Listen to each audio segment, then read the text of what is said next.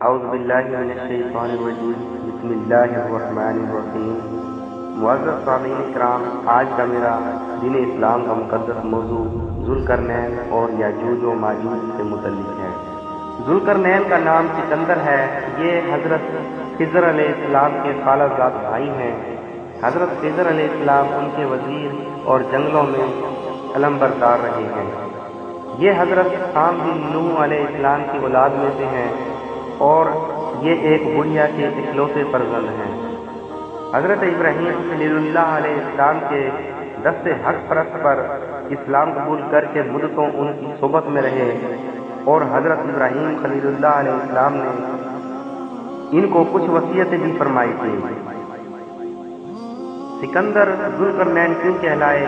حضور علیہ السلام نے فرمایا کہ یہ ذوالقرنین دو سینگوں والے کے لقب سے اس لیے مشہور ہو گئے کہ انہوں نے دنیا کے دو سینگوں یعنی دونوں کناروں کا چکر لگایا تھا، اور بعض کا قول ہے کہ ان کے دور میں لوگوں کے دو قرن ختم ہو گئے، 100 برس کا ایک قرن ہوتا ہے، اور بعض کہتے ہیں کہ ان کے دو گیسو تھے، اس لیے ذوالقرنین کہلاتے ہیں۔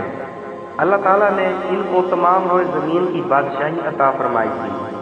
دنیا میں کل 4 بادشاہ ایسے ہوئے ہیں جن کو پوری زمین کی پوری بادشاہی ملی۔ ان میں 2 مومنین تھے اور 2 کافر۔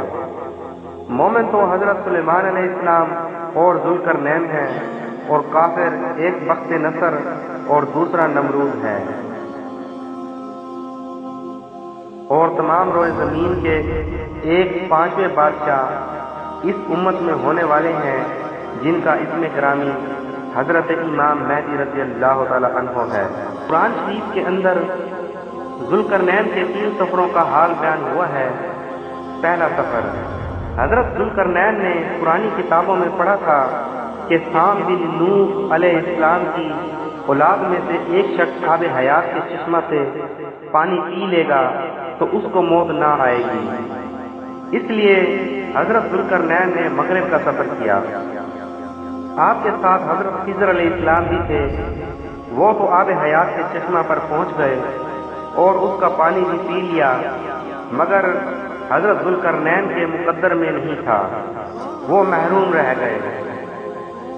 اس سفر میں آپ جانب مغرب روانہ ہوئے تو جہاں تک آبادی کا نام و نشان ہے وہ سب منزلیں طے کر کے آپ ایک ایسے مقام پر پہنچے کہ انہیں سورج غروب کے وقت ایسا نظر آیا کہ وہ ایک سیاہ چشمہ میں ڈوب رہا ہے، جیسا کہ سمندری سفر کرنے والوں کو آفتاب سمندر کے کالے پانی میں ڈوبتا نظر آتا ہے۔ وہاں ان کو ایک ایسی قوم ملی جو جانوروں کی کھال پہنے ہوئے تھی، اس کے سوا کوئی دوسرا لباس ان کے بدن پر نہیں تھا، اور دریائی مردہ جانوروں کے سوا ان کی غذا کا کوئی دوسرا سامان نہیں تھا۔ یہ قوم ناصر کہلاتی تھی۔ حضرت ذوالقرنین نے دیکھا کہ ان کے لشکر بے شمار ہیں اور یہ لوگ بہت ہی طاقتور اور جنگجو ہیں، تو حضرت ذوالقرنین نے ان لوگوں کے گرد اپنی فوجوں کا گھیرا ڈال کر ان لوگوں کو بے بس کر دیا۔ چنانچہ کچھ تو مشرف با ایمان ہو گئے، کچھ آپ کی فوجوں کے ہاتھوں مقتول ہو گئے۔ ذوالقرنین کا دوسرا سفر، پھر آپ نے مشرق کا سفر فرمایا، یہاں تک کہ جب سورج طلوع ہونے کی جگہ پہنچے تو یہ دیکھا کہ وہاں ایک ایسی قوم ہے جن کے پاس کوئی عمارت اور مکان نہیں ہے۔ ان لوگوں کا یہ حال تھا کہ سورج طلوع ہونے کے وقت یہ لوگ زمین کی غاروں میں چھپ جاتے تھے اور سورج ڈھل جانے کے بعد غاروں سے نکل کر اپنی روزی کی تلاش میں لگ جاتے تھے۔ یہ لوگ قوم منسک کہلاتے تھے۔ حضرت ذوالقرنین نے ان لوگوں کے مقابلہ میں بھی لشکر آرائی کی اور جو لوگ ایمان لائے ان کے ساتھ بہترین سلوک کیا، اور جو اپنے اوپر پر اڑے رہے ان کو تاپیش کر دیا۔ تیسرا سفر، پھر آپ نے شمال کی جانب سفر فرمایا، یہاں تک کہ صدین 2 پہاڑوں کے درمیان میں پہنچے تو وہاں کی آبادی کی عجیب و غریب زبان تھی۔ ان لوگوں کے ساتھ اشاروں سے بمشکل بات چیت کی جا سکتی تھی۔ ان لوگوں نے حضرت ذوالقرنین سے یاجوج ماجوج کے مظالم کی شکایت کی اور آپ کی مدد کے طالب ہوئے۔ یاجوج ماجوج یافس بن نوح علیہ السلام کی اولاد میں سے ایک فسادی گروہ ہے اور ان لوگوں کی تعداد بہت ہی زیادہ ہے۔ یہ لوگ بلا کے جنگجو، خونخوار اور بالکل ہی وحشی اور جنگلی ہیں جو بالکل جانوروں کی طرح رہتے ہیں۔ موسم بری میں یہ لوگ اپنے غاروں سے نکل کر تمام کھیتیاں اور سبزیاں کھا جاتے ہیں اور خشک چیزوں کو لاد کر لے جاتے تھے۔ آدمیوں اور جنگلی جانوروں یہاں تک کہ سانپ، بچھو، گرگٹ اور چھوٹے بڑے جانوروں کو کھا جاتے تھے۔ حضرت ذوالقرنین سے لوگوں نے فریاد کی کہ آپ ہمیں یاجوج ماجوج کے شر اور ان کی ایذا رسانیوں سے بچائیے، اور ان لوگوں نے ان کے اور کچھ مال دینے کی بھی پیشکش کی تو حضرت ذوالقرنین نے فرمایا کہ مجھے تمہارے مال کی ضرورت نہیں ہے، اللہ تعالیٰ نے مجھے سب کچھ دیا ہے، بس تم لوگ جسمانی محنت سے میری مدد کرو۔ چنانچہ آپ نے دونوں پہاڑوں کے درمیان بنیاد کھدوائی۔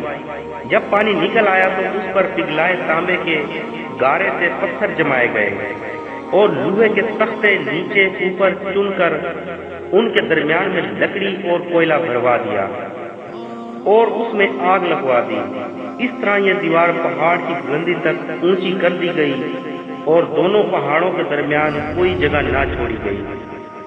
پھر پگھلایا ہوا تانبا دیوار میں پھیلا دیا گیا جو سب مل کر بہت ہی مضبوط اور نہایت مستحکم دیوار بن گئی۔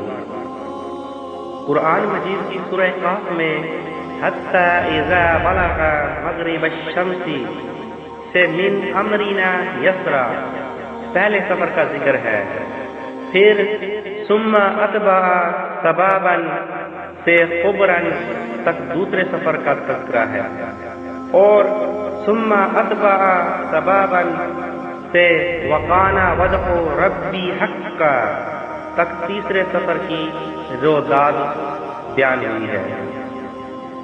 خطے سکندری یعنی جہاں پر یاجوج ماجوج بند ہیں وہ دیوار کب ٹوٹے گی؟ حدیث شریف میں ہے کہ یاجوج ماجوج روزانہ اس دیوار کو توڑتے ہیں اور دن بھر جب محنت کرتے کرتے اس کو توڑنے کے قریب ہو جاتے ہیں تو ان میں سے کوئی کہتا ہے کہ اب چلو باقی کو کل توڑ ڈالیں گے۔ دوسرے دن جب وہ لوگ آتے ہیں تو خدا کے حکم سے وہ دیوار پہلے سے بھی زیادہ مضبوط ہو جاتی ہے۔ جب اس دیوار کے ٹوٹنے کا وقت آئے گا تو ان میں سے کوئی کہے گا کہ اب چلو انشاءاللہ تعالی کل اس دیوار کو توڑ ڈالیں گے۔ ان لوگوں کے انشاءاللہ تعالی کہنے کی برکت اور اس کلمہ کا یہ ثمرہ ہوگا کہ دوسرے دن دیوار ٹوٹ جائے گی۔ یہ قیامت قریب ہونے کا وقت ہوگا۔ دیوار ٹوٹنے کے بعد یاجوج ماجوج نکل پڑیں گے اور زمین میں ہر طرف فتنہ و فساد اور قتل و غارت کریں گے، چشموں اور تالابوں کا پانی پی ڈالیں گے اور جانوروں اور درختوں کو کھا ڈالیں گے، زمین پر ہر جگہوں میں پھیل جائیں گے، مگر مکہ مکرمہ، مدینہ طیبہ اور بیت المقدس ان تینوں شہروں میں یہ داخل نہ ہو سکیں گے۔ پھر حضرت عیسیٰ علیہ السلام کی دعا سے ان لوگوں کی گردنوں میں کیڑے پیدا ہو جائیں گے اور یہ سب ہلاک ہو جائیں گے۔ قرآن مجید میں ارشاد ہوا ہے سورہ انبیاء میں جس کا ترجمہ ہے، یہاں تک کہ جب کھولے جائیں گے یاجوج ماجوج اور وہ ہر بلندی سے ڈھلکتے ہوں گے۔